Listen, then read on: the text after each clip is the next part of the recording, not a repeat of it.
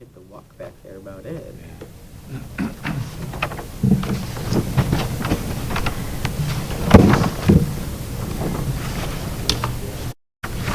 like that. My clock is slow. I do too.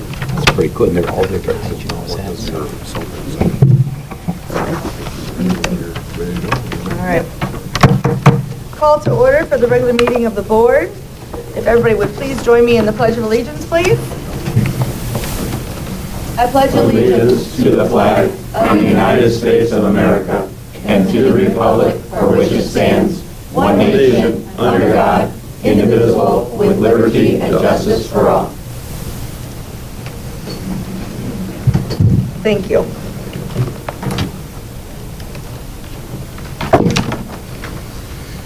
.03 Adoption of the agenda. It is recommended that the agenda for December 7th, 2022 regular meeting of the Board of School Trustees be adopted as presented. So moved. Second. It's been moved and seconded. All those in favor say aye. Aye. Motion carries. Thank you. 3, recognition. 3.01, job well done, Mrs. Smith.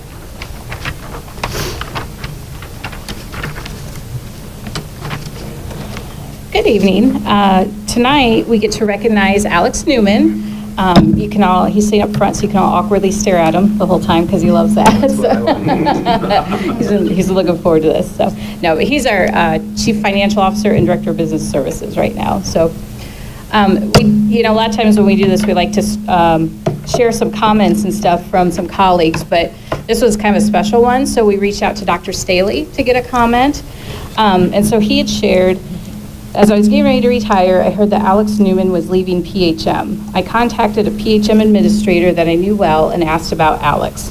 That person highly recommended him, and so with Dr. Spiker's permission, we asked Alex to come to SCM on a contractual basis so he could see whether he was interested in the job and for us to evaluate whether he was the right person. We felt after a short time of his work that he was the right person, and today I feel even stronger that SCM was exceedingly fortunate to hire Mr. Newman. To me, he has exceeded all expectations in stabilizing and growing SCM finances and programs. So I'm pleased that he is being recognized for this well-deserved honor. So good job. That's not Dr. Yeah. So Alex began with us as an independent contractor on August 8th, 2017. And this was helpful because I never knew what his title was. I think we were like, it's just Alex. I didn't know what he really did. So then he moved to his current role on December 1st, 2017. And then one of his colleagues did share, it has been great working with Alex for the last 5 years. He is understanding, patient, and willing to help others in all areas of their jobs. Personally, Alex is always someone I can turn to for advice or guidance. For these reasons alone, he is a wonderful person to work for and has become a strong leader for the SCM team. It is always nice to see him share stories or pictures of his family because his face always lights up. I will definitely miss Alex. So that was sweet. So we always like to have some fun facts. Alex didn't share any, so I had to dig. So in case you didn't know, he does share a birthday with Dr. Stevens. So this was in September that we were celebrating them. And I do recall in 2017 when he was here, that's when the famous maroon bling suit, the Mishawaka suit, was given to Dr. Stevens for his birthday. Alex had just started, and since he was new, he hadn't earned his suit, so he got a maroon tuxedo shirt to go with it. So I'm sure hopefully he still has it. So Where's it on Sundays? I couldn't find I tried to find a picture, I couldn't. So some interesting stuff. Apparently, Alex did not have heat or air conditioning in his house for several months while he was getting quotes. So they had to have a fireplace for heat. So I have a feeling, because someone shared that there's probably a fun story to go with it. We did learn that he and Sam play video games, so he is a little bit of a nerd and does like to play games. And someone else did remind me of a story where Alex does like to help older ladies cross the parking lot, especially at Papa Vino's. If he apparently, Alex and the business department, I think they were out with a vendor at Papa Vino's for a meeting or something, and it may have even been a snow day, I'm not sure. Our kids might not have even been in school. So everyone got to the car and they were getting ready to leave, and they could see this lady struggling to get to her car, an older lady, and if you know Alex, you know sometimes he gets a little nervous and trying to decide, do I do this or not? And so I guess he sat there for quite a while. Should I help her or not? Should I help her or not? And so with the encouragement of the business department, they got him out to help her. And so I he think gave I her re- arm and got her to her car. I think I So- remembered that story. Did she fall down? I fall down. Yeah. And then I had my- Before you helped? No, then I helped her up and I helped her to her car and I didn't have to do anything nice the rest of the year. That was my Wait, one but good you were deed. helping her and she fell. Did you push No, her? she Are fell you pushing the first, older I lady? helped her up. You've been more decisive, she wouldn't have fallen. So, no, it's just it's a fun story to share. So, and I did find this picture, and I thought, this is kind of fun, just to kind of pull an archive. This was from 2019, here at the Ad Center at Christmas time. But it was before COVID, so everyone is smiling. So they were happy at that point. So it's kind of interesting, too, because there's at least 4 people in there that have retired since then, too, that aren't here with us. So I just thought this might be fun. Just something fun for Alex to look at. So we did also have one more colleague shared some information about Alex. This was many times I've just popped into his office to discuss something, and he appears to be quite involved in work, but doesn't hesitate to take the time to listen to you and give his full attention. In my opinion, you can go to him with anything and get an honest answer or opinion.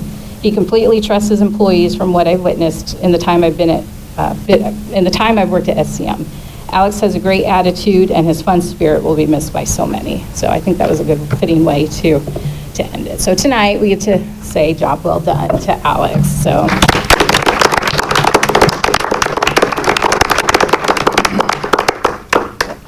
and I don't know if anyone wants to share anything, or if you want to wait, or because he's loving this. He just wants us to move on. I don't think we should move on. I want to say that I think you're exceptional on every level. I think we owe you a great deal of gratitude. You will be 100% missed. You have made board meetings and the financials seem reasonable and understanding. And I don't know how it will be without you. I'm excited to see what happens in your future. And I hope that you stay connected to us, or at least on Facebook. And I'm very grateful for you. So thank you for everything that you've done and putting us in the position that we are to move forward without you. Thank you. Here. Alex? I'd like to say something. Typically, I mean, it's been definitely a joy working with you. You've made our job very easy. And this is not an easy job. I'll tell you that. But you made it very easy for us. I've enjoyed working with you. And I will tell you, I've worked with a lot of financial people over the last 40 years, and most have a difficult time talking to non-accountants and explaining the numbers.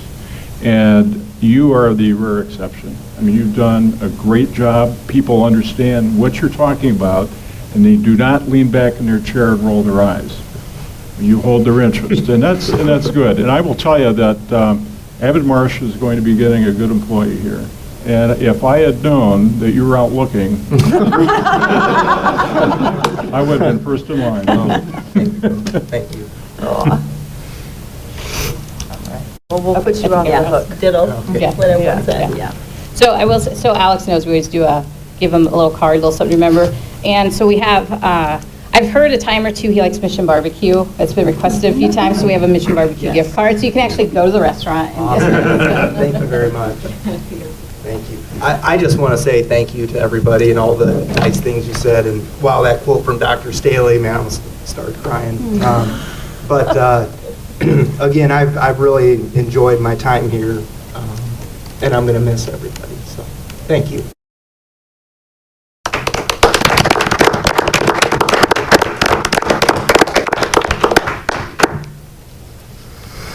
Okay. 4, comments and questions from the floor. 4.01, representatives of the Mishawaka Parent Group. 4.02, representatives of school employees. 4.03, representatives of the Mishawaka Education Foundation. Tonight, Corey is going to present for us.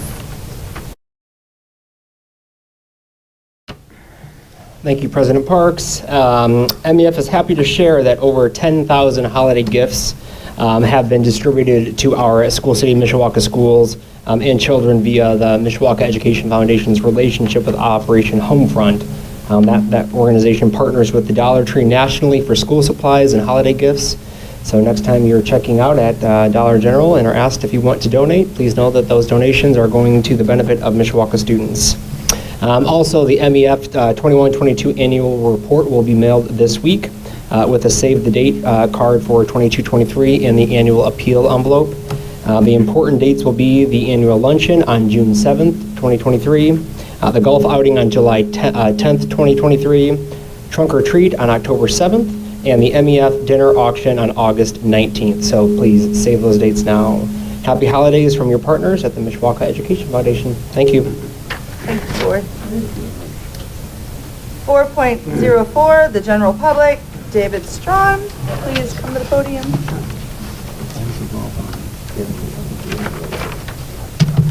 Thank you. Good evening, Madam President, trustees, Dr. Stevens, ladies and gentlemen. My name is David Strawn. I reside and own real property at 305 George Street in Mishawaka. I have no group affiliation. I have no children. I'm not an employee, retired annuitant, creditor, or vendor of the School City of Mishawaka.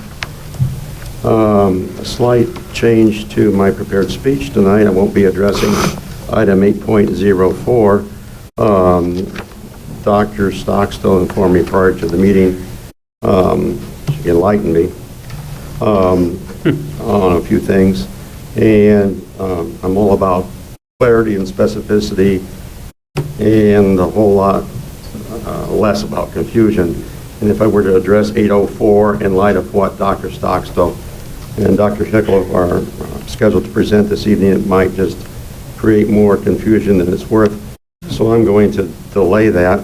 I will say one thing, however. I'd like to recognize Jen Smith for her job on that dashboard I found. It was well done. And that was the basis for my questions under 804. But what was going to be presented under 804 tonight is something that's being dictated by the Indiana Department of Education. So let's skip that and go right to item 9.03. Approval of resolution regarding the extension of the 2017 operating referendum tax levy fund. Three questions here.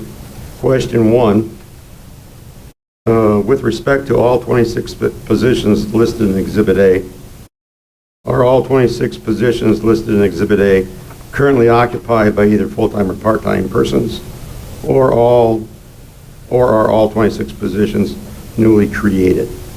Question two, is it the intent to employ the 5 instructional coaches positions solely and exclusively to assist the Project Lead the Way teachers, or to use the instructional coaches wherever and whenever they are needed?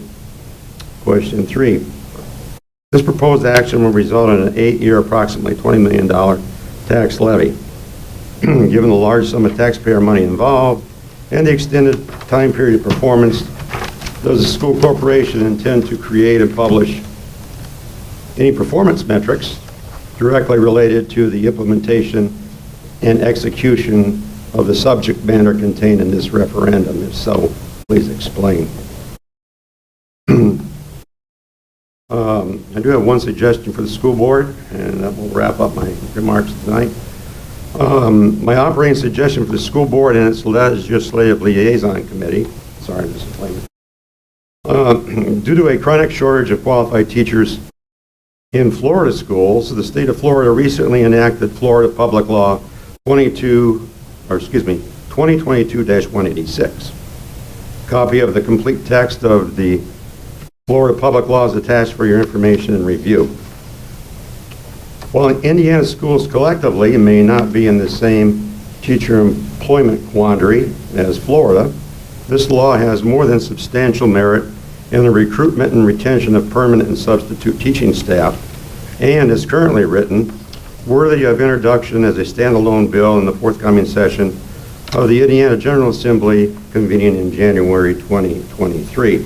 For those in the audience and those on the Mishawaka Network, Here are some of the highlights from Public Law 2022-186 in Florida.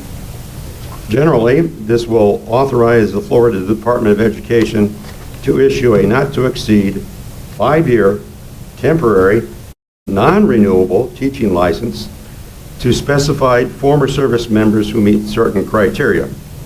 Some of the eligibility criteria in this public law are: A, a minimum of 48 months on active duty. B, either honorable or a medical discharge. C, pass all state mandated background checks. D, pass a subject matter test. E, have completed a minimum of 60 college credit hours from an accredited institution. And F, have a cumulative GPA of at least 2.5 on a 4.0 scale or better. As an internal control check, service members employed under this provision are required to be assigned a permanent full-time licensed teacher as a mentor for a 2-year period. Most importantly, however, is the set of demonstrated intangible core values former service members bring to the classroom each day. Selfless service, courage, loyalty, honor, respect, integrity, commitment, and excellence in performance are just a few of these intangible qualities.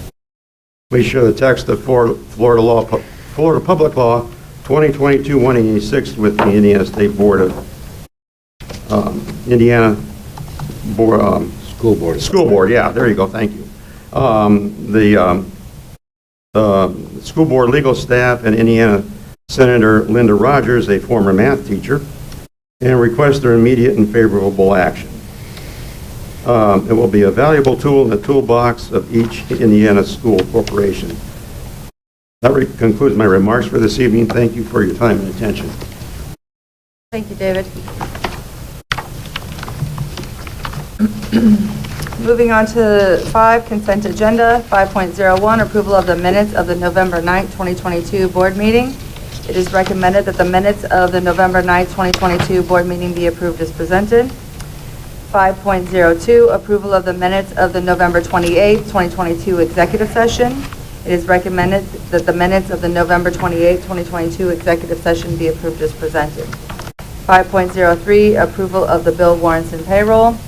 It is recommended that the board approve the payments of bill warrants and payroll in the amount of $6,316,002.07 from the appropriate funds. 5.04, approval of donations. It is recommended that the board approve the donations as listed and documented. 5.05, approval of the overnight field trip. It is recommended that the board approve the overnight field trip as presented. 5.06, approval of the October financial report. It is recommended that the board approve the October 2022 financial report as presented. 5.07, 2023 Title I basic budget approval. It is recommended that the board approve the 2023 Title I basic application budget as presented. 5.08, approval of job descriptions. It is recommended that the board approve the job descriptions as presented. 5.09, approval of the consent agenda. Is there a motion? So moved. Second. Been moved and seconded. Are there any questions? All those in favor say aye. Aye. Motion carries. Thank you. 6, reports and discussion items. 6.01, October financial statements and monthly comparisons. Mr. Newman. Thank you, Holly and Holly Park. Thank you, President Parks and members of the board. Sorry, I was getting a little casual there. Yeah, sorry about that. That's all right. Perfect. Trying to get that. My left hand's not working quite as well today. So, as usual, if any members of the board have any questions at any time, please stop me and feel free to ask those questions. Seeing as this will be my last board meeting, I was going to go through the October financials.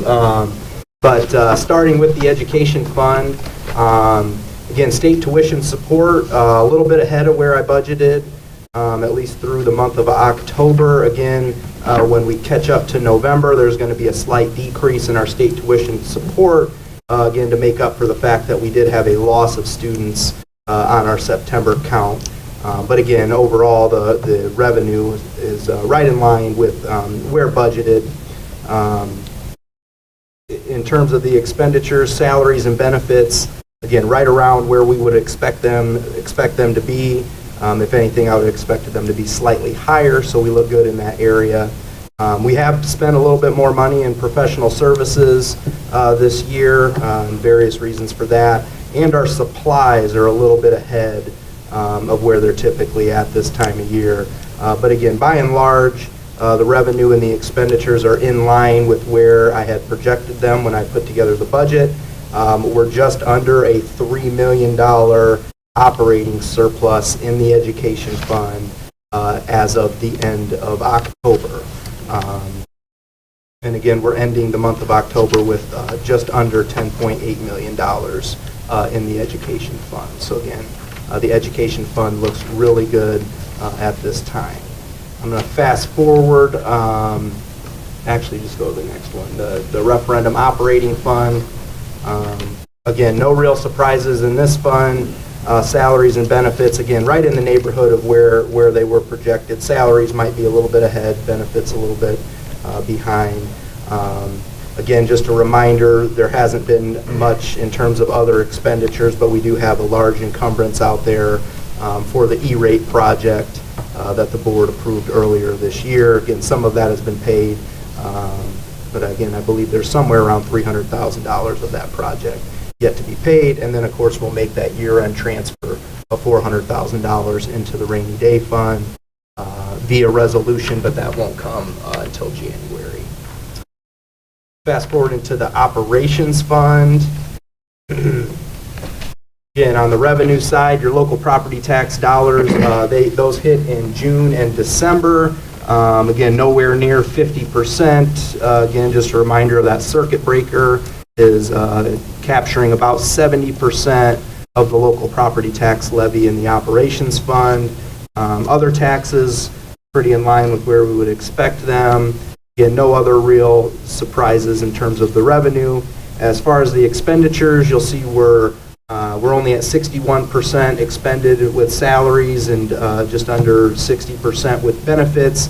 Just a reminder, we were paying those custodians from ESSER funds until June 30th. So again, budgeted in the operations fund, paid them out of ESSER funds. So again, we shouldn't be anywhere close in terms of the salaries and benefits. So again, right in line with where we budgeted them. We have seen some increased costs, primarily in the 600 supplies and utilities line item, and that's a combination of both utilities, a little higher than where we've been historically, and supply costs have also gone up.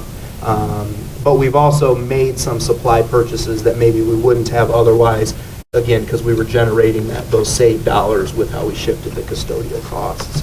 Again, no real surprises in the operations fund, at least in terms of how we budgeted them to how they look today.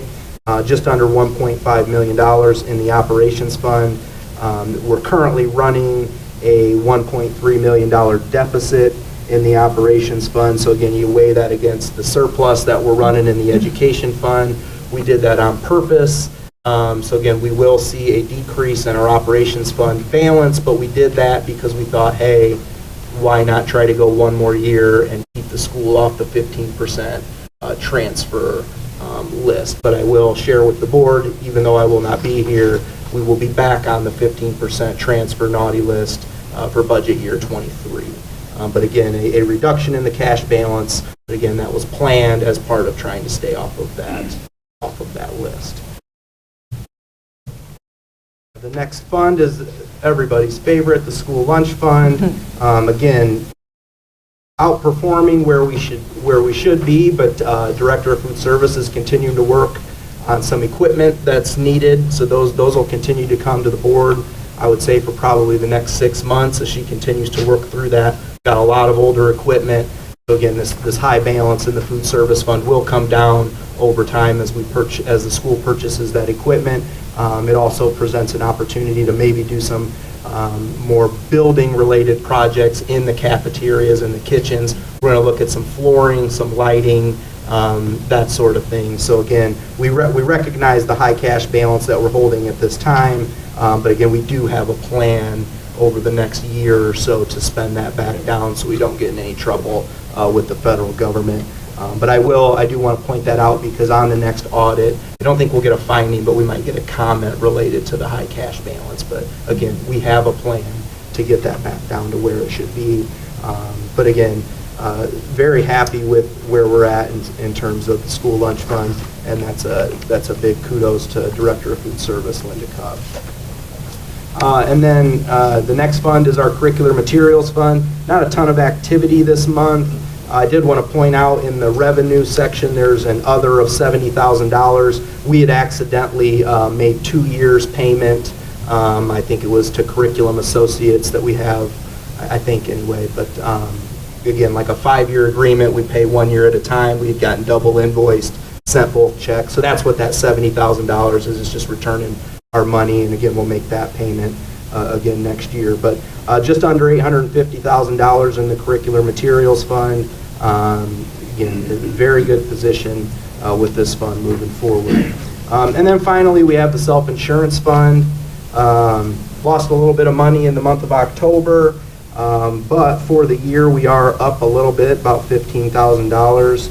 I think the risk share payment to Select is made in November, so I do anticipate that the cash balance will decrease in November and December, and then I'll work with Dr. Stevens and Tracy to determine whether or not it makes sense to transfer some money from the education fund into the insurance fund at the end of the year. But if we make that decision, that would come to the board in a resolution, again, in the month of January. But it is something that we're considering. We did build in a 10% increase to our premiums for calendar year 2023. So my hope is perhaps with some transfer of dollars at the end of this year, and then with that increase, the school is in really good shape for the next calendar year. But overall, I'm not disappointed with where we're at in the insurance fund. And then finally, Matt, if you can click over to the other document, just in terms of the monthly comparison, that second page there, again, this is just looking at the education and the operations fund combined, just over $12.2 million. So you can see that we've come, as the board is well aware, we've come a long way since 2018, since really 2016, 2017, in terms of building up those cash reserves. So again, happy with where we're at in terms of these funds, no real surprises. So again, happy to answer any questions the board may have, but those are the financials for the month of October. Any questions? No? Thank you. 7, Human Resources, 7.01, Personnel Report, Mr. Levon. Good evening, President Parks, members of the board. Tonight we are recommending the appointment of 1 certified staff member, 7 support staff, and 5 extra duty assignments. We're also recommending the appointment of 2 administrative positions.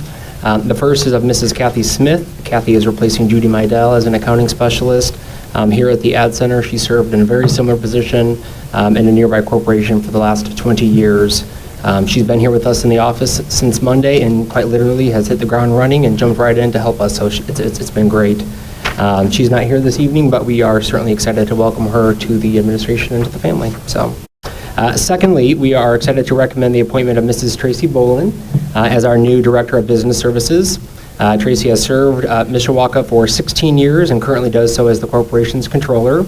As everyone here in the room knows and anyone watching online, Tracy is more than capable of continuing the good work of Mr. Newman, and she'll add her own style of management and leadership to the already impressive team we have here in the business department as we look to the next exciting chapter for Mishawaka. Finally, with the recommended change in position for Tracy, we are proposing the retitling of the current controller position to Assistant Director for Business Services, and recommending an intent to employ for that position. For those who are unfamiliar, the intent to employ simply permits the corporation the opportunity to extend an offer of employment to a candidate prior to the next school board meeting and without having that candidate's name. We followed this process with both the Director of Student Services back in June, July, and then more recently for the Director of Operations position. Given that we just went through the process that we did for the Director's position, it's our intention to utilize the existing pool of candidates that we just went through and we just interviewed in terms of trying to fill that position. Assuming we have an accepted offer before our next meeting in January, introduce that assistant director to you at that time. As always, happy to address any questions the board may have, and I would invite Tracy up to the podium following the vote if she wishes to, but it's recommended that the Board of School Trustees approve the personnel report dated December 7th, 2023 as presented. Move for approval. Second. Been moved and seconded. All those in favor say aye. Aye. Motion carries. Podium is yours, Miss.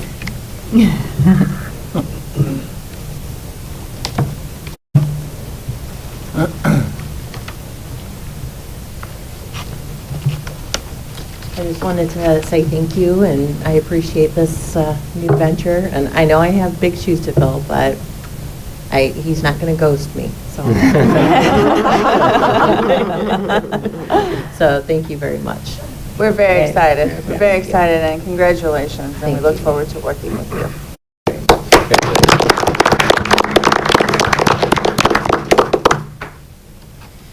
Okay, 7.02, acceptance of conflict of interest disclosure. Mr. Labange.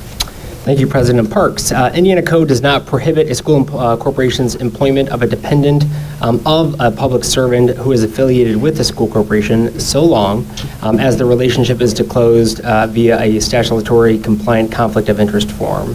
Mishawaka has two policies that currently exist that go beyond that minimum requirement of Indiana law and requires board members and administrators to disclose an even broader range of family relationships. As such, the administration is asking for acceptance of a new conflict of interest disclosure on behalf of Mrs. Jessica Deckard-Mann, Assistant Principal at Mishawaka High School. Moving forward, I'm going to include these statements as part of the consent agenda. However, this one is special. As you will see captured on the screen here, just a few weeks ago, many School City Mishawaka staff members from across the corporation were privileged to participate virtually in the adoption of Brandy Mann. Brandy is a former student of mine during my time at John Young, and she currently serves as a school secretary at the high school. For a bit of context for anybody who may be unfamiliar, Jessica and her husband, Tim, they stepped in to serve and support Brandy many years ago as she went through school and she finished school and she graduated from Mishawaka High School. They stood side by side with her as she went to college. And certainly encouraged her as she started to work as an adult. They provided her a home and with love and support, and she did the same for them. What started as truly an unfortunate situation and circumstances quickly blossomed into something pretty darn incredible. And it was pretty moving to be part of that experience. I did not expect what it was, and it was pretty darn special. So. We're excited that they were able to officially adopt Brandy and become the family that they've always been. So you'll see a couple more pictures here following the actual vote and whatnot. Everyone who participated virtually was asked to speak and to consent to the process. And Brandy was more than excited to show off her new parents to the group tonight. And though they could not be here again, wanted to contribute these pictures. So I am privileged to recommend that the Board of School Trustees accept the uniform conflict of interest disclosure on behalf of Mrs. Mann as presented. So moved. Second. It's been moved and seconded. All those in favor say aye. Aye. Motion carries. That is incredible. That is a Yeah. congratulations for sure. 7.03, approval of the 2023-2024 school calendar. Mr. Labange. Thank you, President Parks. This evening, the administration is recommending the approval of the 2023-2024 school calendar. This calendar was developed in partnership with the Mishawaka Education Association through a small committee of teachers, building principals, and district administrators. As a committee, our priorities included balancing the number of instructional days per semester and attempting to the best of our ability to end the first semester at winter break. It seems like a pretty natural ending point for things specifically at Mishawaka High School. We had a lot of conversation and we received a lot of feedback also about wanting to start later in August as opposed to what we have been in the recent years, in addition to feedback about the week-long fall break, which is new to the corporation as of just the last 2 years. Ultimately, if we were going to achieve all of those priorities, start later and then exploring the fall break, you can't have both. The number of days simply aren't there. And so as a result of that, what you're going to see is a proposed start date of August 16th, 2023. This is 1 week later than what it has been in the past couple of years. Consequently, the length of our planned fall break will now reflect 3 school days and occur from October 19th through the 23rd. October 18th will be a recess day for students, which will be the opportunity for our teachers to engage with families for parent-teacher conferences. If approved this evening, the last day for both students and staff will be May 31st, 2023. And we've also built in a couple of snow days in there in the very, very long months of March and February. If anyone's been in the classroom, those are extremely long 9-week months. So we're excited to make those changes. So as always, happy to address any questions that the board may have, but it is recommended that the Board of School Trustees approve the 2023-24 calendar as presented. So moved. Seconded. It's been moved and seconded. All those in favor say aye. Aye. Motion carries. Thank you. 8, Curriculum Instruction and Technology. 8.01, Technology Plan Overview. Mr. Modlin.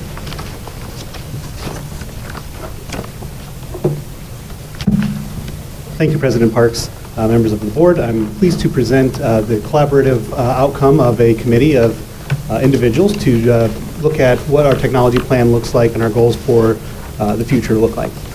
To start, we had an application process for teachers to apply, and we identified a variety of teachers with different backgrounds, different subject matters, different levels of technology experience, and really tried to get a variety of individuals represented here, along with a few community members. We started with the why, technology and education, and that really is preparing our students for life after Mishawaka schools. And you look at the Mishawaka way, and you have collaboration, communication, creativity, and critical thinking, along with the rest of those identities for Mishawaka, and connecting that to really preparing our students for the soft skills. Like, we want students to be able to go out and use the content that we teach them and apply that to their higher level courses in college or the workplace. Because we think it's really important that we prepare our students not only for jobs that exist today, but for jobs that may not exist and may not even be something that we even dream of in the next few years. Alongside that, the internet has dramatically increased access to the information that students and adults have access to. So you have much more quick information and a lot more to deal with. So the students get that information quickly. Now we have some time that they can really dig in and learn what to do with that information, how to analyze it, and how to present it. So we really want to be able to provide those opportunities to our students, and technology really gives that extra time in class, increased efficiencies in some areas, and provides those opportunities for our students. So the plan development process, we started with a needs assessment developed by the Friday Institute to all of our school employees. We had our first tech committee meeting in January of this year, where we introduced members, we looked at the mission, we looked at some past accomplishments, and I'll share some of that with you in a bit here, and also share some results from the needs assessment so they can start to identify some themes. In February, we did a data analysis and a design thinking protocol to help identify some of those themes and get those organized into themes, as well as some goals that were identified out of that needs assessment. In early March, we reviewed the prioritization of themes and began looking at a draft, as well as looking at a governance model. Earlier this year, we used and presented the governance model when we were selecting our elementary teachers' Chromebooks. And that process that we went through there was an outcome of this technology committee and that governance model that presented here. In mid-March, we did a review of the draft plan in small groups and reported out feedback and made adjustments to that plan. But I'm really proud to share some of the snapshots of some of our past accomplishments as a result of that 2016 technology plan. We are now meeting the State Ed Tech Directors Association 2023-2024 targets, and we've been there for quite some time, and we'll continue to monitor our internet and WAN capacities, as well as reducing our overall costs. So not only are we getting increased capacity, we are also reducing our costs. We now have wireless access points in every classroom. We have a learning management system. We're using the Common School Fund to allow a regular refresh of devices rather than waiting for a device to become so outdated and then trying to seek out funds to replace those. We have that plan in place so that we know that we will consistently have quality access to technology and materials for our students. We've updated the acceptable use policy, and now every student has that quality device.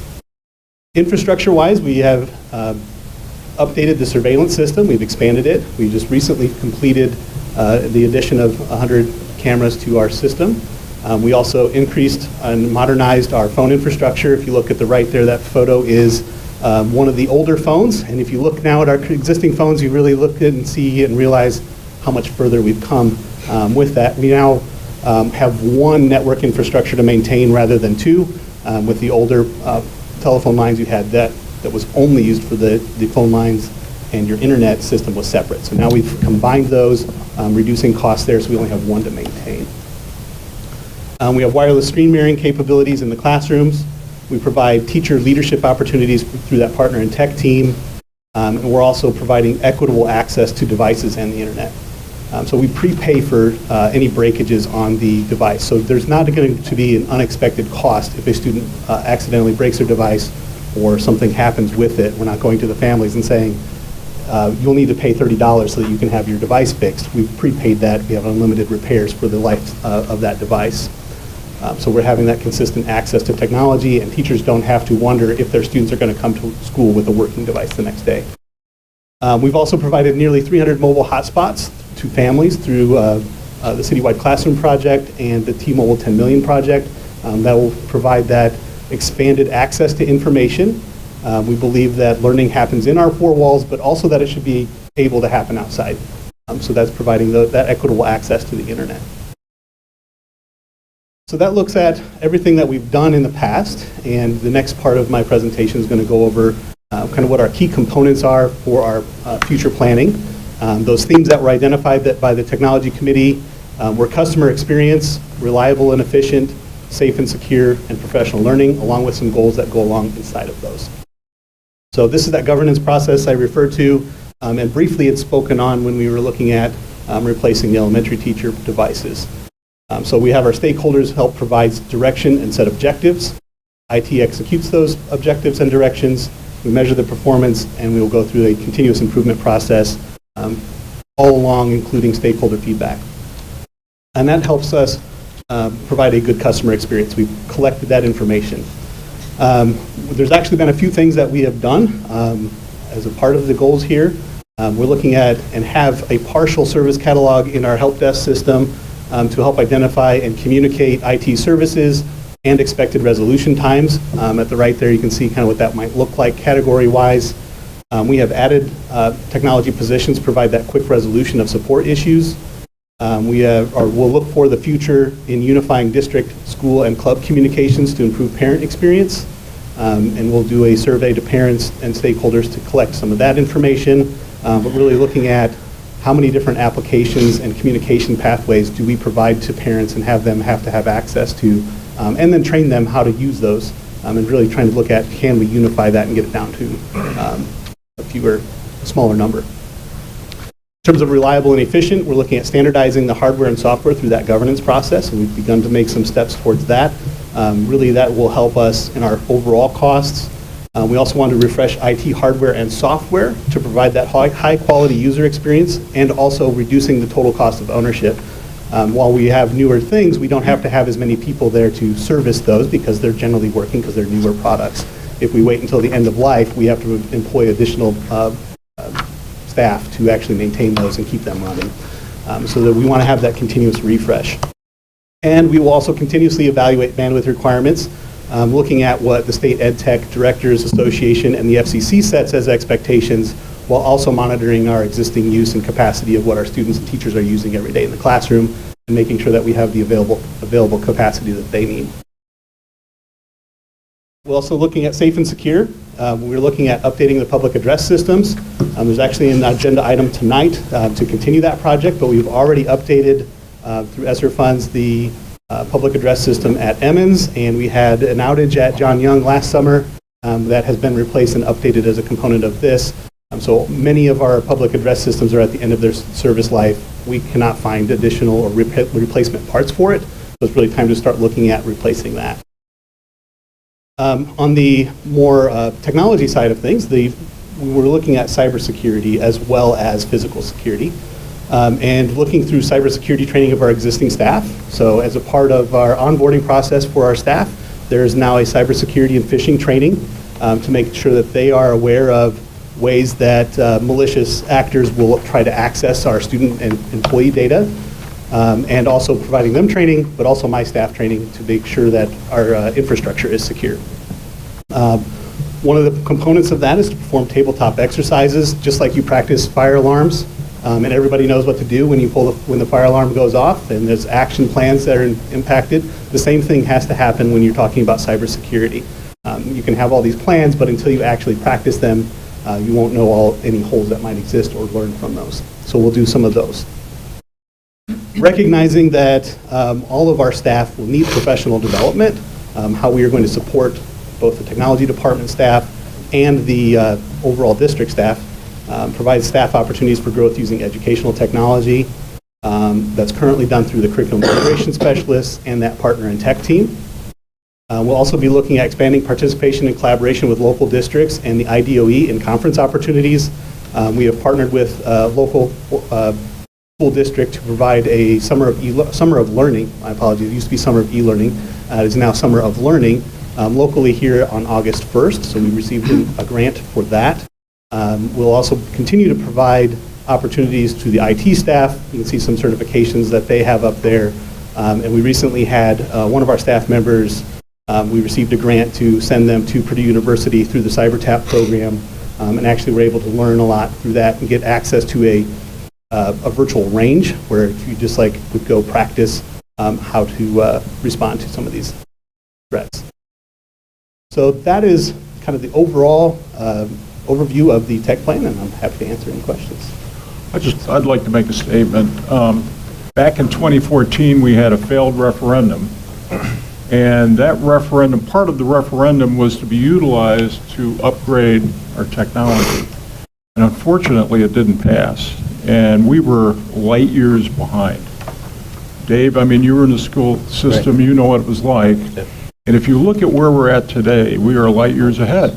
It's absolutely amazing. And I think in 2015, when Holly and I first got on the board, we asked that we develop, I think we had a vision for technology and we had an idea of what we wanted, but we didn't have a structured plan. And this is what we have. And this is how this has evolved. We've got a nice technology plan. We've got 1-to-1 ratio on equipment for the students, the staff. I mean, everything is working well. And it's because of the referendum that passed 2 years later. And as with that, the people that we've had work on technology, Chris Mabey and his people, as well as Matt. And Matt and the committee, I think, did a fantastic job this past year developing this plan. Thank you. Very welcome. Thank you. Great job. Thank you. 8.02, the paging system update, Mr. Mabey.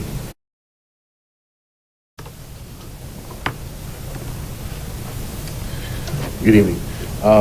The current public address systems, as we just talked about previously with Matt's presentation, are at the end of their useful life. The administration obtained 3 quotes for a project, which includes replacement of LaSalle's paging system, along with equipment to support continuous operation of existing paging systems. Work is scheduled to occur during spring break 2023. Based upon the evaluation criteria of cost, technical solution, expertise, and schedule availability, the administration is recommending Liberty Sound at a cost of $111,865. Is there any questions I can answer as that pertains? No. So we need a motion. Motion. So moved. Second. It's been moved and seconded. All those in favor say aye. Aye. Motion carries. Thank you. 8.03, Indiana Learns Grant and High School Dosage Tutoring, Dr. Stockstill and Dr. Pickle.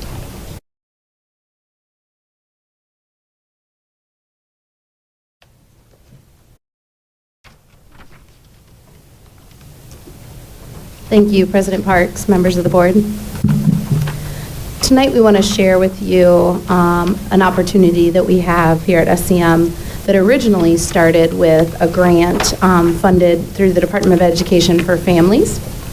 As the Department of Education explored the most recent iLearn data and really looked particularly at the impact of COVID on learning loss, they identified the cohort of students in our current 4th and 5th grade had a significant impact, particularly in math and English language arts, and they wanted to be able to start to accelerate their learning for learning recovery, but they recognized that that work couldn't be done in schools alone. So the intention of this grant was to allow families the money to receive tutoring outside of the school day, to be a partner and help with learning recovery.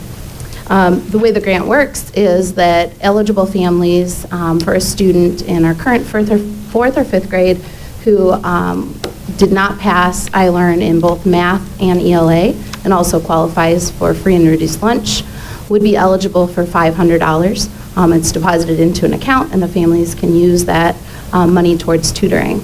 They then offered an opportunity for schools to use matching funds to better support the families and increase the amount of money that they had. At that time, SCM committed $250 for each qualifying student, and upon doing that, the state would match another $250, so raising the total amount per qualifying family to $1,000 to be used for this high dosage tutoring. We really felt like this was a great opportunity for our students, but we also saw opportunities for our staff and for the district. At that time, the majority of the approved partners were outside agencies, but they did offer a grant application where schools could apply to be learning partners, being the organization that is providing the tutoring. Many schools chose not to apply because either they couldn't meet those qualifications, or in particular, what we heard from most schools is the amount of time and labor that it would take to pull this off. They didn't think on the short amount of time they could do it. So we had really evaluated whether or not this was something that we wanted to venture into, but we saw some inherent opportunities for us in being the provider. First, we saw the advantage that we could provide to our staff.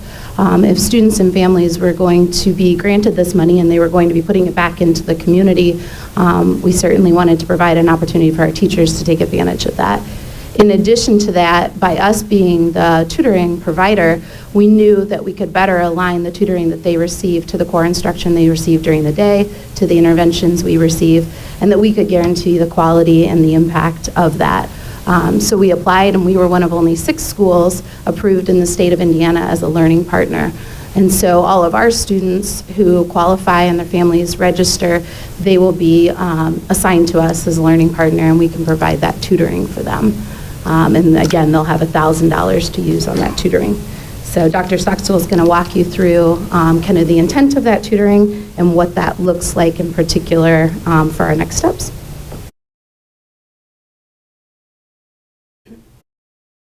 So in School City Mishawaka, we will have a certified teacher will be the tutor, and they'll have groups of students, 1 to 3 students.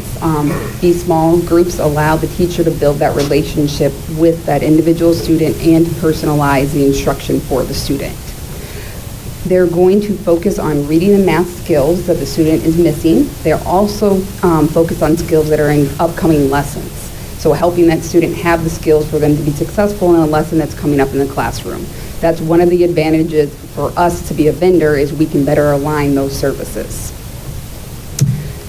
And I really want to point out, not only are the skills that these students going to get important, but also the opportunity for them to feel success in school. When you think about these students as 4th or 5th graders, they don't always have these opportunities to feel successful academically in the classroom, but these tutoring opportunities each week and sessions will allow them to feel that success and build those positive relationships with our teachers. Last year, we did tutoring for our students. We selected a group of 6th graders that showed that they, mid-year, were not going to pass iLearn. We identified 20 students, and we did high-dosage tutoring with them, with our teachers as the tutors. From that program, we had an 80 as compared to what would have been a 0% pass rate for those students. And of that, even though not all of them passed, there's a 95% iLearn growth rate, meaning that they changed their trajectory of their performance on iLearn. This is just a quick glance of our timeline moving forward. In November, we recruited teachers and our students to get their families to sign up in the platform and teachers to apply to be one of the tutors. In December, we're going to hire and match the tutor to the students. January, we'll begin tutoring, and then May, we'll end and evaluate this program moving forward and to see its impact, what worked and what did not work. You'll see a quick glance of what the recruitment efforts look like, and we want to thank Jen Smith. She did a fantastic job, as always, in helping us gather the resources and make it digestible for our families. Also thank all the teachers and principals out there who are actively right now recruiting these students to sign up to claim their $1,000 for this tutoring program. At this time, I'd like to open the floor for any questions. Do we have a number yet? Do we have a number of students who have signed up? Yes. The exact number, I can't remember. Yeah, curious, yeah. I would say, yeah, I think we're in the 50 range right now, the 50 student range. We have 221 students who qualified. Our first round of recruitment led to 50 students, and now we're starting to up and to get more students. That's incredible. When you say 221 qualify, are we capable of taking on 221 students at this time too? We are.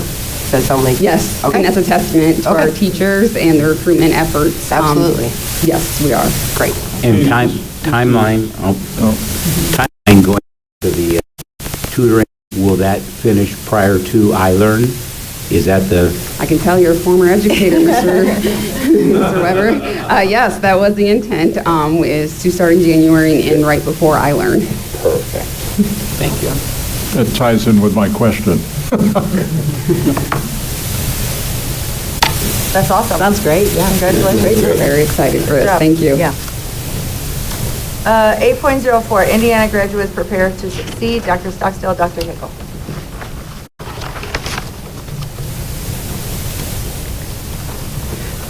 All right, let's switch this up. Thank you, Ms. Roblin. We know that our students are more than a single test score. Our students and our schools are more than a single test score. A law was recently passed that required the State Board of Education to create a data dashboard to do just this. This is a dashboard that has to be publicly shared with everyone to show a school and a district's performance. The Indiana Department of Education has labeled this project and dashboard the Indiana Graduates Prepared to Succeed. And of course, since it's education, you know they made an acronym, so it's called the GPS. In addition to academic mastery, the GPS will elevate a number of key characteristics essential to preparing Indiana students for their future, whether that's employment, enrollment, or enlisting leading to service. Before we reveal our dashboard to all of you, I want to point out that this was just approved by the State Department of Education at 9 a.m. this morning.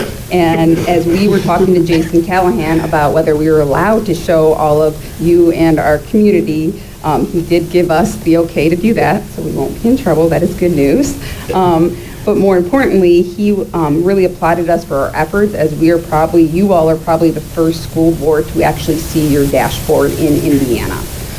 So that's really exciting for us. We've been in close collaboration with them and have had multiple conversations with them for improvement of this dashboard. So what you're seeing is the first iteration, but they already have a roadmap of other iterations to come based on feedback from all of the community and stakeholders.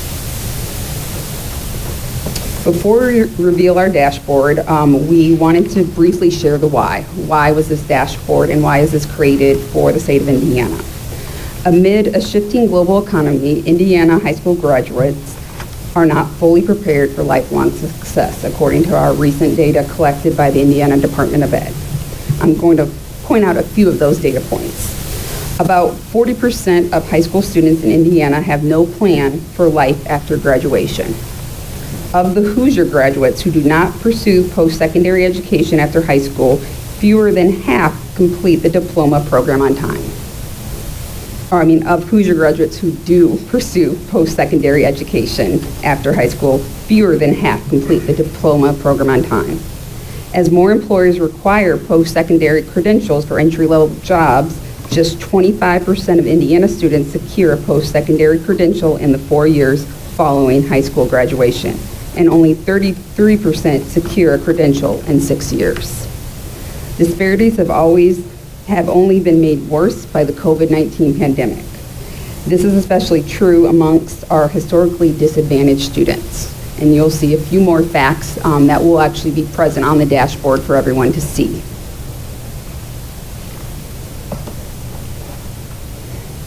Indiana Department worked with stakeholders across the state to blur the lines between pre-K-12, higher education, and the workforce to identify the knowledge and skills every student should have by high school graduation. This work created these 5 characteristics that you see displayed now. These characteristics are what the GPS was designed upon.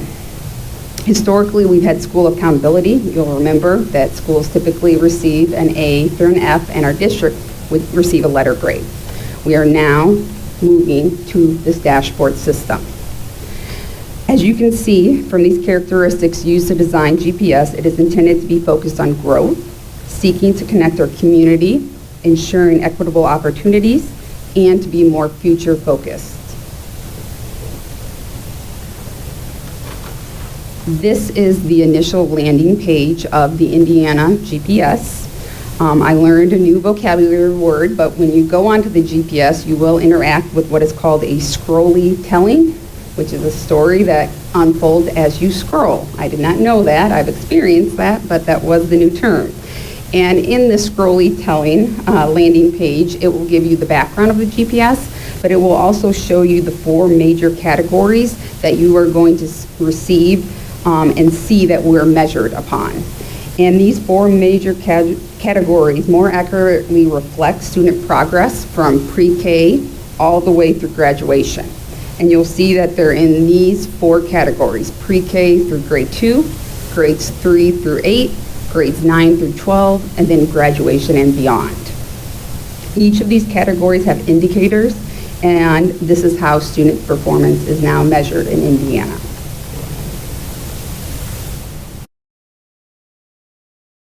I'm going to attempt to provide you a quick overview of what the dashboard looks like.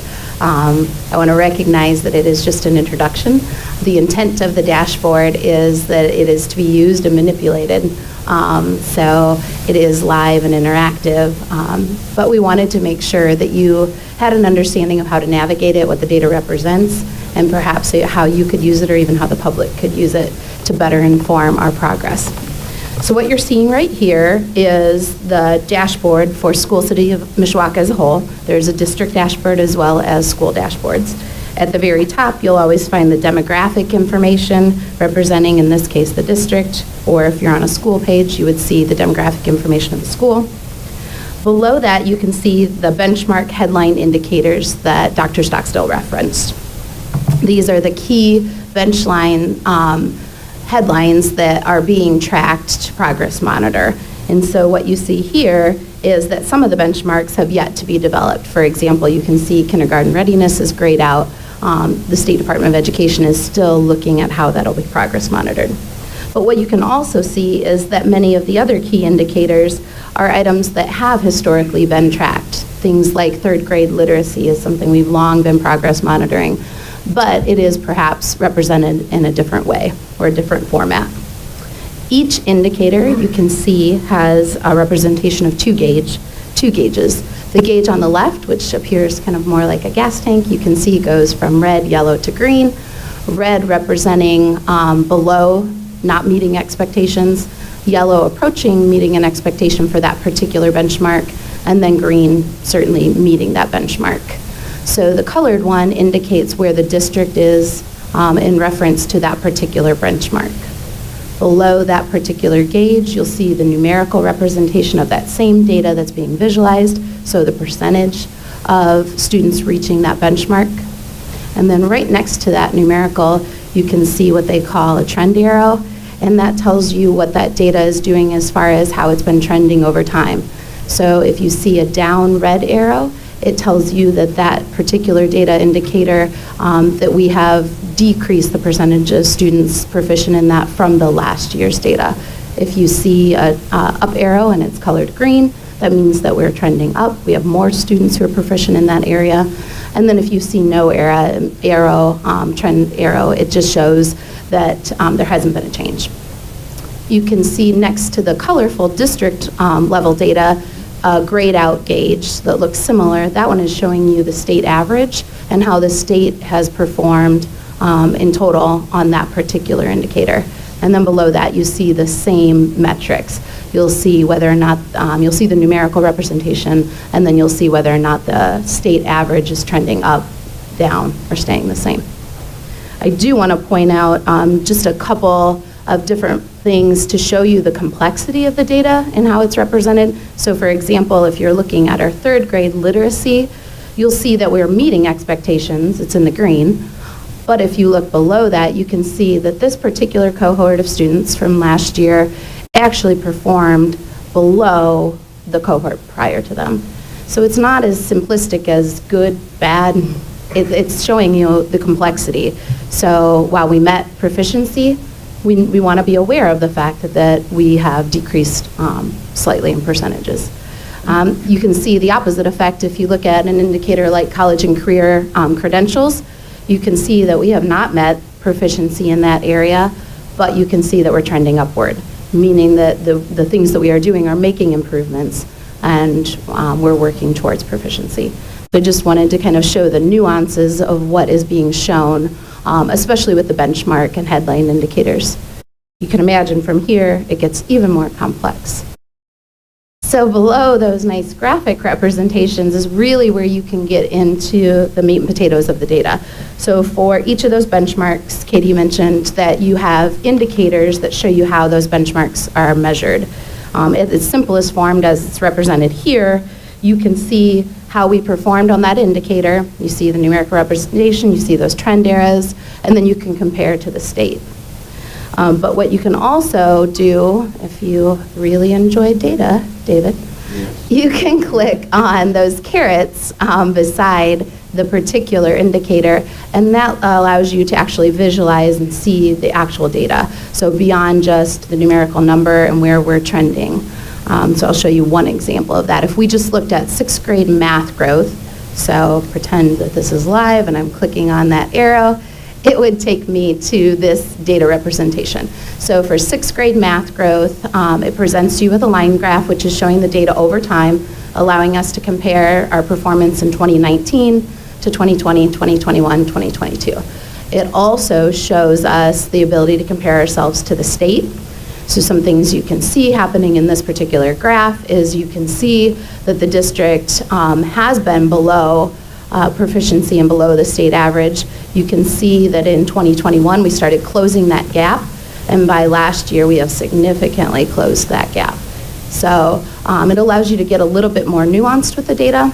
It'll also always present you subgroups. A lot of the way that we look at the data is making sure that we're also tracking how it's impacting individual groups of students.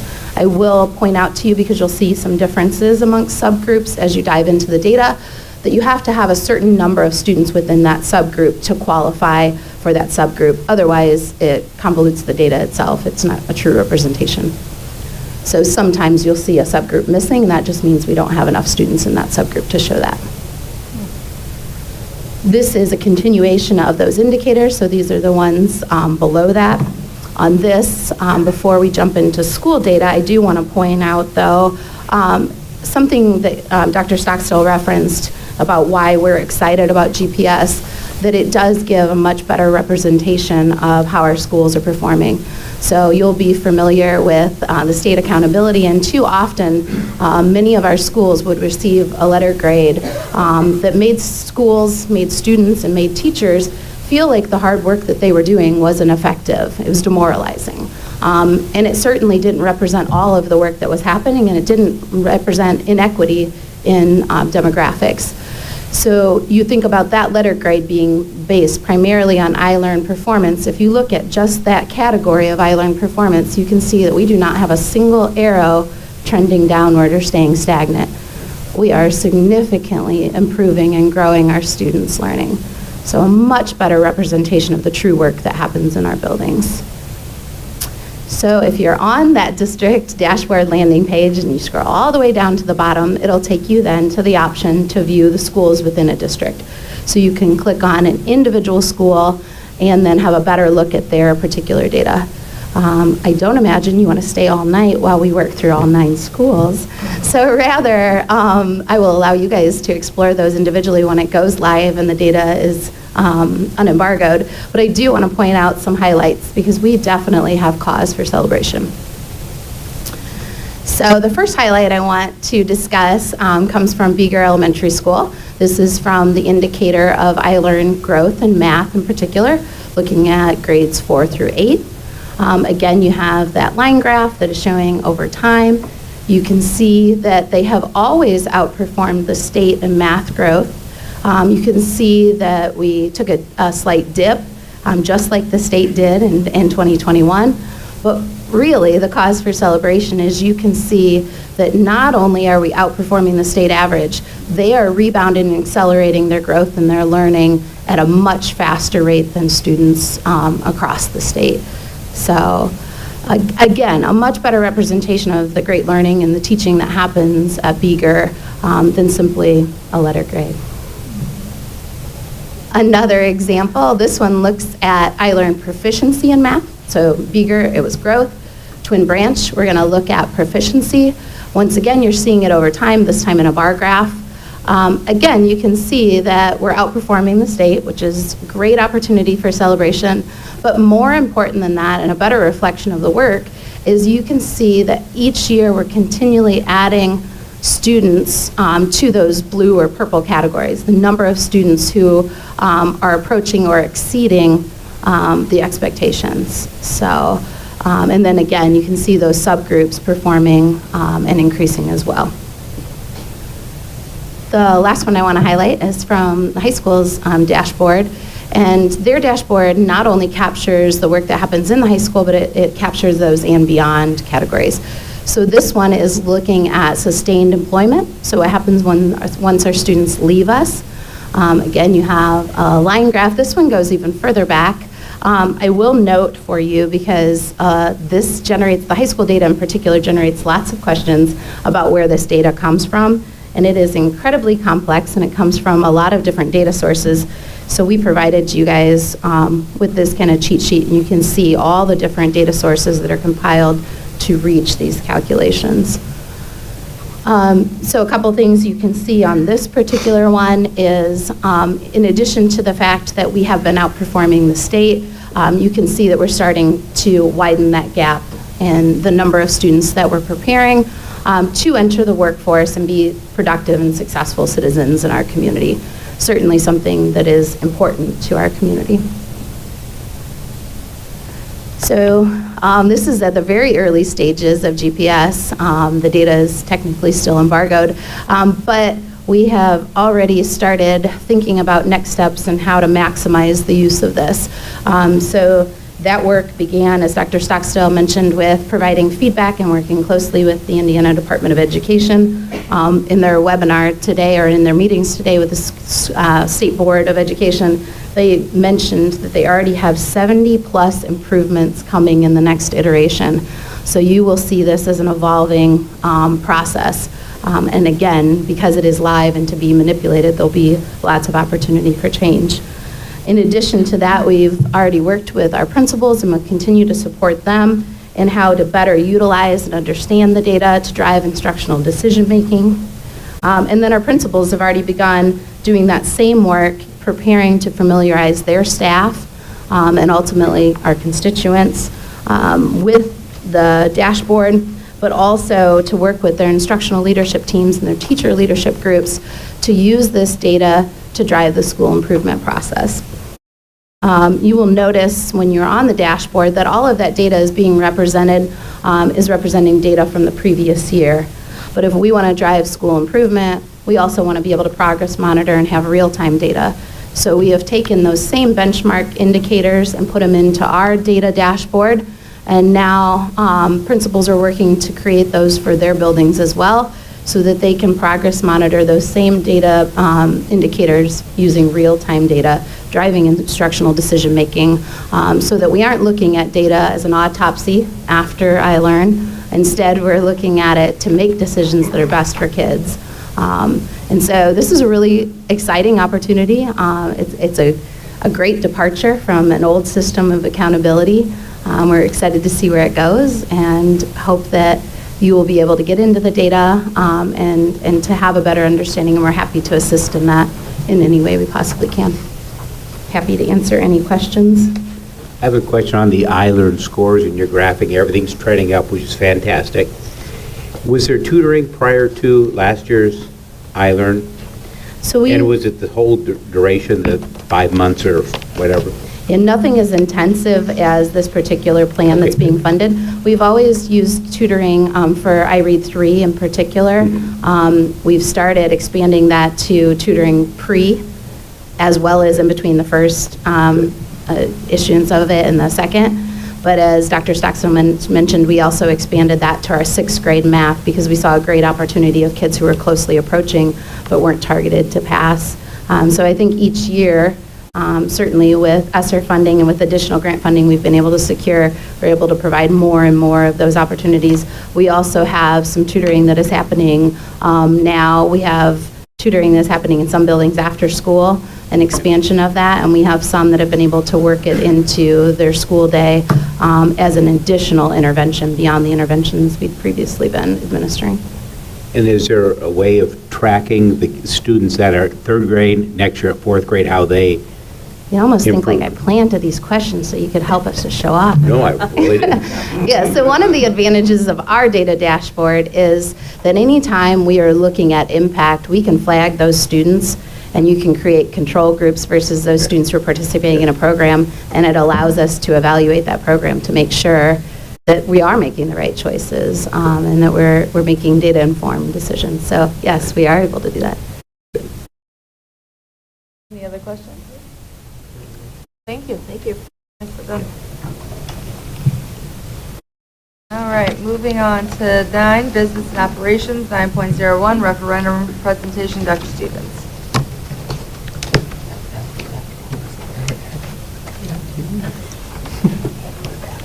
Thank you, President Parks and School Board. Tonight, I want to give the next 3 agenda items are all related to the potential upcoming referendum in May.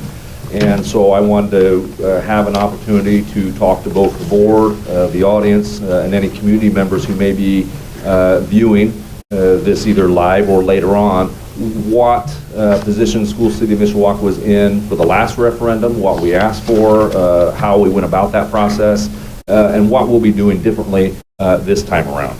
So with that in mind, sort of the big question comes up as to why referendums?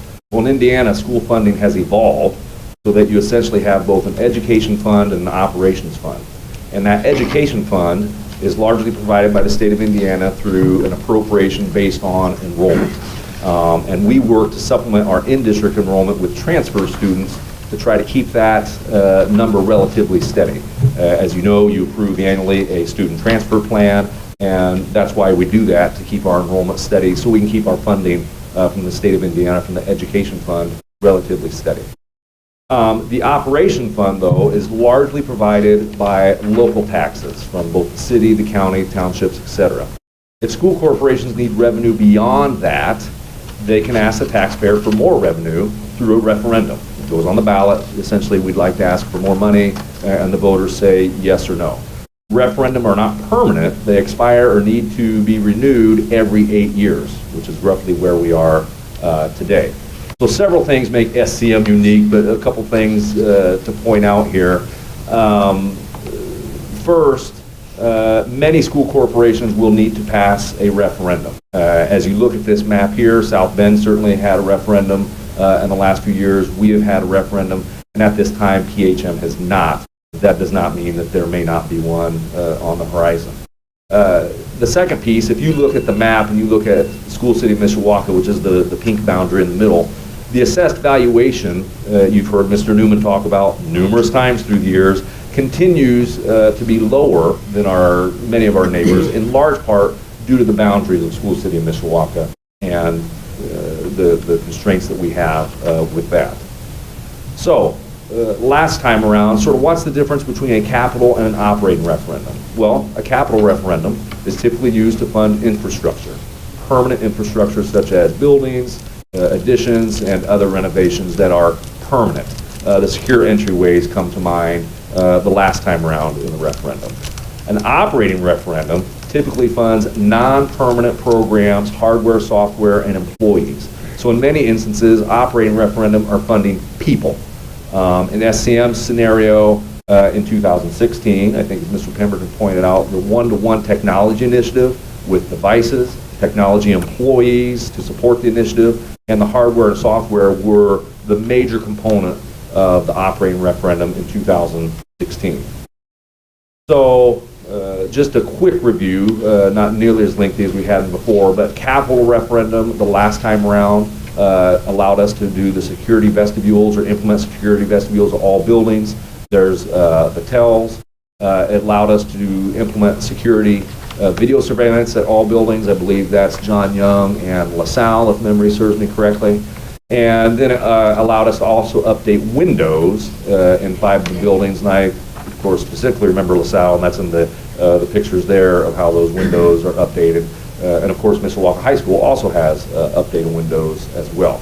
Those are all capital referendum items, as well as the telephone system, door locks, roof upgrades to several of the buildings, and HVAC upgrades at 3 buildings, excuse me. All were part of the capital referendum. So if we had capital referendum approved in 2016, what happened on the operating side? Well, we've already touched a little bit. Technology, hardware, software, and personnel were a big item. We said we'd adjust educational offerings and programming, we'd adjust student class size, and we'd make employee compensation market competitive. Last time, if you remember, vote twice. Please vote yes twice. Are we looking to vote twice again, like we did in 2016? And there are several factors at play that have brought SCM to consider only one operating referendum question for your approval here in a few agenda items. The current state of the economy, mixed with inflation and really political polarization, has brought a heightened awareness to every issue on the ballot, including referendums. Property taxes are increasing, and asking for a renewal on the operating and not renewing the capital, we believe shows that SCM is cognizant of the taxpayers within our community. We certainly could ask for both, but we'll talk here in a minute about really the main reason why we only want one. So if we're only voting on operating, what about those referendum needs? Well, we have debt capacity, as Mr. Newman has likely talked about in meetings since I've been here for sure, meaning that School City Mishawaka has the ability to issue bonds to continue with capital needs without referendum in the near future. A future capital referendum, however, is not out of the question in the future, but at this time we can continue without it. SCM would have several difficult decisions to consider if we did not pass an operating referendum, and we'll talk more about that here momentarily. So, what's on the draft docket for 2023 that we're going to ask for your favorable approval here in a few moments? First, we want to make sure that our public knows we're aiming to keep the tax rate the same as it was in 2016. So technically, this is not a new referendum, but a renewal of the 2016 referendum. We certainly want to highlight in red, improve safety and security for the SCM students and staff. I believe that is a major highlight of this time around that's a little different than last time. And then we want to focus on maintaining the academic offerings and programming that we have. We want to continue with the plan to improve technology, hardware, software, and personnel. And of course, we want to make sure that we can retain and appropriately compensate our employees into the future as well. So what specifically would an operation referendum renewal fund? And this is going to be on your resolution here coming up, and it's verbatim what we have on here. And hopefully I can answer some of Mr. Schron's questions of this as well. So for starters, 14 educational staff salaries and their benefits. So these employees, to Mr. Schron's point, are currently employed with us now, the 6 PLTW teachers, the 5 instructional coaches, and the 3 social workers. However, they're employed with us and they're funded primarily through ESSER funds. And so when ESSER funds expire, if we'd like to keep this programming as we have it, which we certainly do, we need to find a way to fully fund that into the future. And also a side note, I think David had asked about, those instructional coaches are used throughout the corporation. Those are not just used exclusively with the PLTW teachers. I'm sure our PLTW teachers would like the extra hand, but at the same time, those folks are out in classrooms throughout the corporation. 7 of our technology department employees, Mr. Pemberton had brought up earlier, and I think Mr. Monlin had in his presentation as well, the employees that are able to provide the services and the quick turnaround time on help tickets related to technology are essential to keeping that momentum moving forward. There's the price point for them. 7 school safety staff, and notice that says in the future. What we'd like to do is continue to collaborate and work with the city to provide a safety officer or a resource officer in our elementary buildings. Right now we have 1 school resource officer that covers all 7 buildings, but of course he is not in that building at all. He can't be in 7 places at once. So what we'd like to do is provide an enhancement in security by having an individual in the building when students and classes are in session. And then the last 2 are the increased employee compensation. We certainly still believe is important for our employees to remain market competitive. And then the last piece is to continue to chip away at that technology, hardware, and software, as Mr. Moblin described earlier. So the grand total of that is $2.7 million per year over 8 years. The ballot question, also going to be in your resolution and a couple items down. I don't necessarily want to read that verbatim to you. You certainly can to read for yourselves. But you'll notice that the piece we really have a choice in changing starts over here. See if I can use this fancy laser pointer that Mr. Moblin gave us. For the purpose of funding, and then this is where we get to essentially say what we want to say. Student and staff safety, academic programming, technology, hardware, software, personnel, and employee retention and compensation. And yes, I know there's several ands in there, but that's how they make you word the question. The other component that's important to see that the St. Joseph County Auditor also essentially does the legwork and fills in on our behalf is the increase per residence would be 22.75%, and the increase to business property within the school corporation would be the 23.31%. But we certainly don't want our voters and our constituents to necessarily get scared at that, which is one of those components that many people point out in the ballot question. We want to make sure that they understand that this is a renewal. This is the language they make us utilize in the ballot question, but this is a renewal of the current referendum that they approved in November of 16. So with that, really just sort of finishing up, we're a direct reflection of the society we serve, and we believe that the community, we want to put forth the best product possible at School City of Mishawaka, and we're hopeful that the community will want to support that in moving forward. Upon your approval tonight, if you'd like to volunteer and provide financial support moving forward for the 2023 referendum, we're going to ask folks to go to supportmishawakaschools.com. In addition, after passing the resolution tonight, you will see there's a list of things that we can do and cannot do, specifically in our school buildings and on our property, because this now becomes a political campaign moving forward. But with that, we certainly appreciate your support and would like to have your favorable vote on May 2nd of 2023. Happy to entertain any questions the board may have on that hopefully relatively quick but insightful presentation. Are there any questions? All right, thank you. 9.02, Community Collaborating Committee Referendum Statement of Support. Dr. Stevens. Yes, thank you. And at this time, I'm going to invite Kate Volker to the podium from the Community Collaborating Committee, and she will read their statement of support. Thank you. Thank you. Hello, I'm glad to be here. My name is Kate Volker. I'm the co-chair of the Community Collaborating Committee. It's a committee that's been meeting for months and really gotten to know people really well. And Alex, I just want to say how much I've enjoyed working with you and want to wish you luck. And of course, you've left the school city of Mishawaka, it appears, in a great position, and I wanted to congratulate his replacement. So the the Community Collaborating Committee consists of Dr. Ron Barker, Dr. Martine DeRitter, Chuck Lehman, who's my co-chair, Bill Shalio, Tony Viola, myself, and Jenny Zimmerman. Our committee actions that we took before we decided to offer this statement of support, we had several presentations by Mr. Newman about our the school city of Mishawaka's capacity for raising revenue. We learned about differences between capital and operating referendums. Tech plan was presented by Matt Modlin. And then in October, we learned a little bit more about the referendum scope, which Dr. Stevens just reviewed.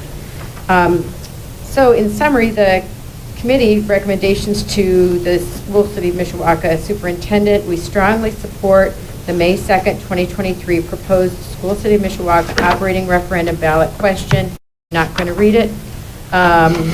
And the timeline of the research that we did was through May through November 2022, and this was submitted to the superintendent on December 7th, 2022. Does anyone have any questions? Thank you, Kate. Great. Thank you. 9.03, approval of the resolution regarding the extension of the 2017 operating referendum tax levy fund. Dr. Stevens. Thank you, President Parks. Well, we provided the sort of the layman's version of the resolution for your consideration. The Community Collaborating Committee has provided their written support of the resolution to move forward. And with that, I'd certainly entertain any questions you may have, but this resolution was put together by our friends at Barnes and Thornburg, and if approved, it's certainly legally binding and will start the ball rolling for the May 2nd, 2023 referendum. Are there any questions? Can I have a motion? So moved. Second. Moved and seconded. All those in favor say aye. Aye. Motion carries. Thank you all very much. 9.04, approval of the Beeger Elementary preschool playground equipment. Mr. Newman. Thank you, President Parks and members of the board. If the board recalls from previous meetings, our wonderful director of preschool, Janice White, applied for and was awarded 4 separate grants for our preschool programs at LaSalle and Beeger Elementary Schools. Once awarded, it was determined that most of this funding would be geared towards renovating and replacing our preschool playground equipment at each school. On July 13th, the Board of School Trustees approved Abbenmarsh Consultants for the professional services related to the renovation of Beeger's preschool playground. So with that, this evening we have Mr. Steve Ruby of Abbenmarsh with us. I'm going to invite him to the podium. He's going to just give a very brief presentation of the design, the layout of the Beeger's preschool, give the board an opportunity to ask him any questions, and then it'll come back to me and I'll recommend the rest of the agenda item to the board. Thank you, Alex. Thank you, President Parks, board members, Dr. Stevens, and all associated SCM members.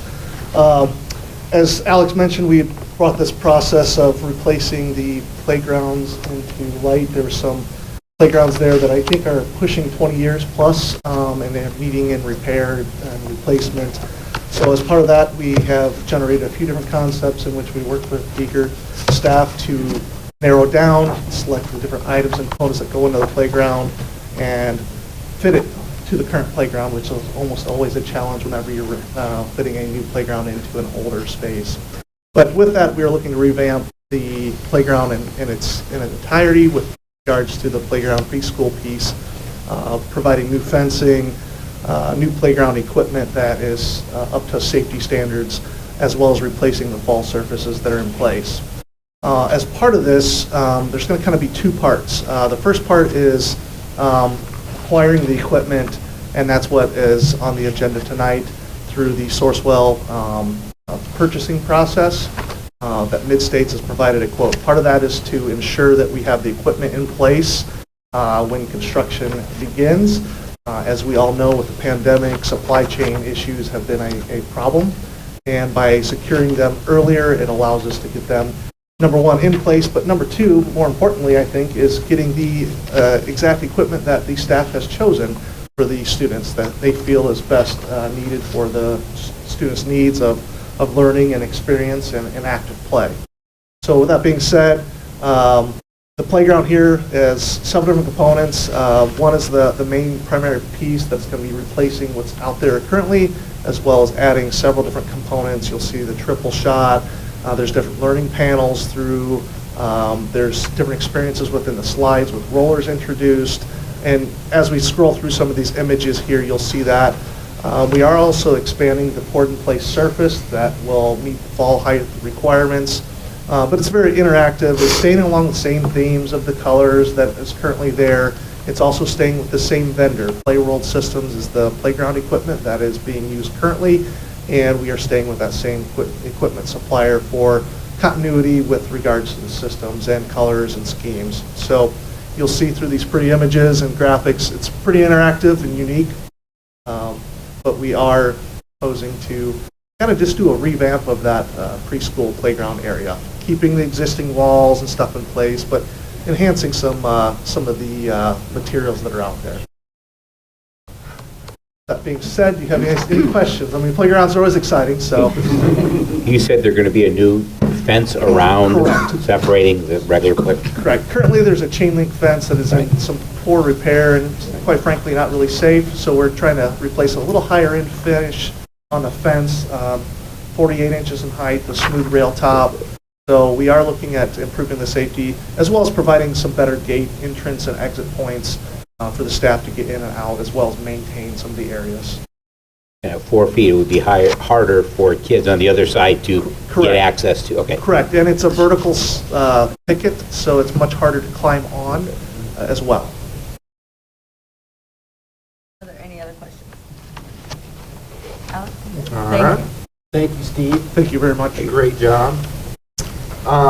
So, for this evening, the administration is requesting approval of the quote from Mid-States Recreation for the purchase and installation of the preschool equipment and poured-in-place surfacing. This equipment is being purchased using the Sourcewell Cooperative Purchasing Agreement with the state of Indiana. The total for the equipment, surfacing, and installation is $217,349. An additional bid will be brought back for the board's approval at a later date. Currently, we plan to get that bid out in January. That's for the other related site work that'll take place for the preschool. And again, this project is being funded with the Beeger Preschool Grant Funds. We may end up a little bit over in terms of the funding that she received, and so any overages will be applied to the ESSER funds, as the money she received for LaSalle is actually going to supplement the project that we had already budgeted into the ESSER fund. So essentially, she got an award for LaSalle.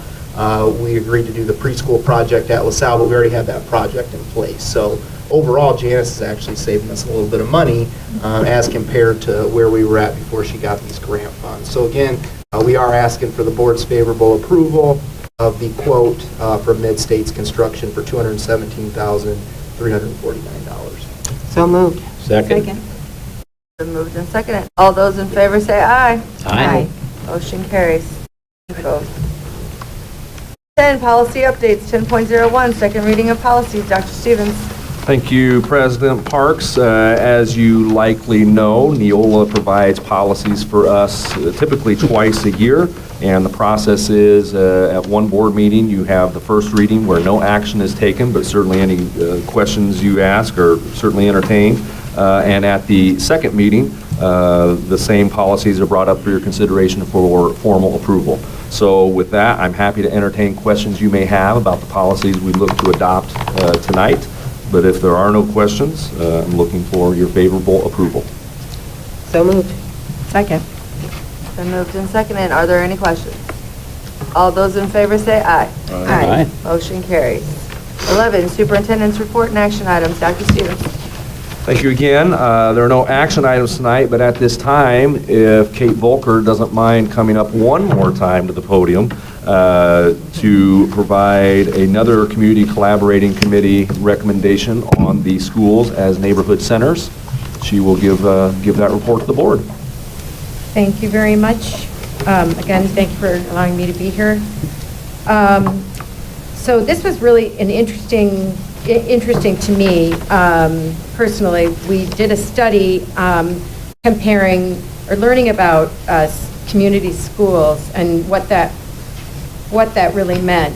And we had the 4 pillars of community school. I'll read this. A definition of community schools is a community school is a public school, the hub of its neighborhood, uniting families, educators, and community partners to provide all students with top quality academics, enrichment, health, and social services and opportunities to succeed in school and life.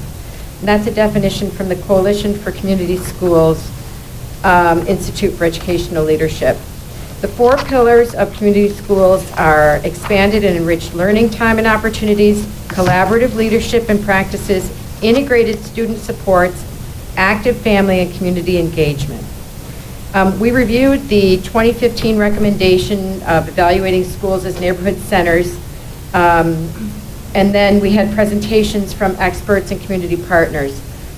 First, we had Bill Welling, who gave us a very interesting presentation about community schools and schools as neighborhood centers. That was made to the Community Collaborating Committee members on the 22nd of September. One of the things that we noted was the cost that was associated if we were going to have neighborhood community schools in all of the Mishawaka schools. It's a very expensive proposal for us. Second, we had a meeting with Laura Jensen. Laura is the CEO of United Way of St. Joseph County, and then also Jacqueline Cronk, who is the CEO of Boys and Girls Club of St. Joseph County. And I know that School City of Mishawaka works with Boys and Girls Club in a very significant way. And I also learned that there are more opportunities and there's more need for after-school programming and support for students than the Boys and Girls Club is currently able to provide. So the interesting thing about this one roof concept is that the United Way has taken a leadership role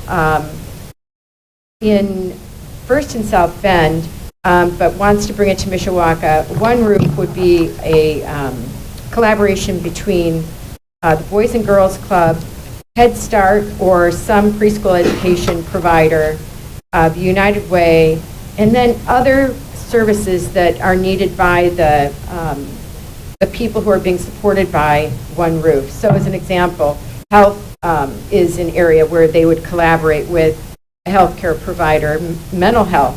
In fact, in the Northeast Neighborhood Community Center in South Bend that just had a ribbon cutting this week, they have a mental health care provider who provides mental health care not only for South Bend school students, but also for people in the community that need to meet with a counselor. So Laura's vision for this is to do community building, to identify what the community that would be represented by One Roof really needs and wants, and then developing programming around those identified needs. In addition to that, as we all know, and if you haven't been yet, Mishawaka has a very beautiful new city hall. And as a result of that, we have an old building that is no longer needed.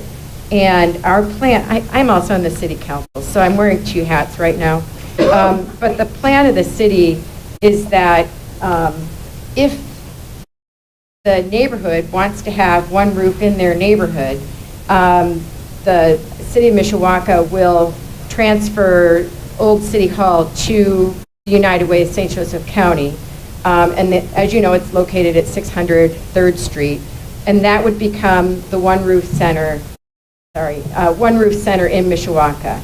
I actually met with Laura today, and we talked further about the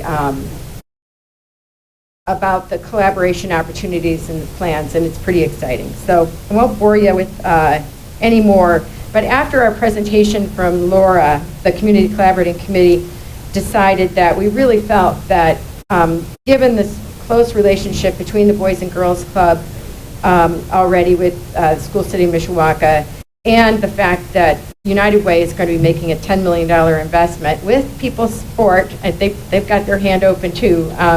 They'll need funding to do it, but we really felt that going the route of supporting the one roof concept would be not only an economical way for School City Mishawaka to provide services to school children and families, but it also would provide a really well-rounded, diverse, robust set of services for School City of Mishawaka. So, with that being said, the Community Collaborating Committee recommends that School City Mishawaka continue to collaborate and build a strong partnership with the United Way of St. Joseph County to provide effective and efficient programming and services to School City students and families. And that was dated November 21st, 2022. Does anyone have any questions? Thank you.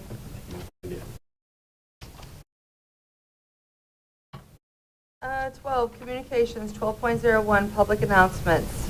Winter break is December 23rd, 2022 through January 6th, 2023. There is no school for students and all elementary schools will be closed. The Administration Center, John Young Middle School, and Mishawaka High School will be closed for the holidays on December 23rd, 26th, 30th of 2022 and January 2nd of 2023. The next meeting of the Board of School Trustees will be January 11th, 2023 at the Administration Center. If there is nothing else to come before the board, this meeting is adjourned. Thank you for everything tonight.